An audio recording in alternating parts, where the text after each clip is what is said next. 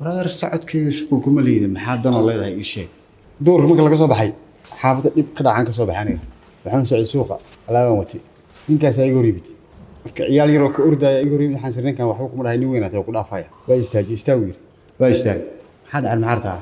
محاسوات كيرنسا استاوي هو تاجنا يوحي ويدي على مك كيف سيري أنت وصعتها ورا السعود كي شغل كم اللي إذا محادنا الله هذا الشيء شاتي كرو قادر واقع لك waxaan shaati koray qaaday maxaa iga ka xiran oo iga rataniga markaas wuxuu jeekimaay inaan telefoon weyn wato in kale uu jeekimaay ana telefoon yana jeebka ugu jirin ilaa hadda aan wato kala jeebka ugu jiro ka telefoonka maxaa ka soo galay qoriga uu wato marka caloosh juk iga sii markii gadaal way istaay waxaan adeero ninka weyn ay ku dhali karay gacmaha jabanaan ahay telefoonka ee guriga ka galin gadaal iga taw markaan arkay ninkan inaan iga soconin ودن قاري يقول لي هاي أمو رو إنه إدوات هيبة عن تلفن كسوي بحيي قعنت أساس وقبت تلفن كده في قصي يعير سعو وسعنا يعير وسعنا يسير سعو عديك لو ودعي ساعة خلاص مرك دلعدا نصوف ولي دلعدا مكان وصل أخوي وكسو قبل دلعدا نصوف ولي إن كان هو يدافع سوق نساء السوق الحوجة مكان سو سعودي بقبان مغلي وحوا كمان ديجن واسك سعود المجال عنقلي markaan tagay iskuuska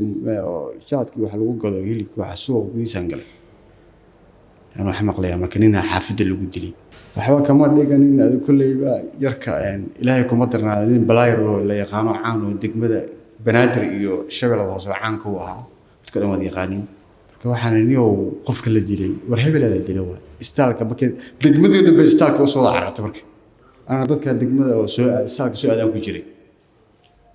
meeshii aan midoo dadkii baa kullayba adiga meedkii waxa la firfiriyay ninkii inuu dhaawac ayaa la sheegay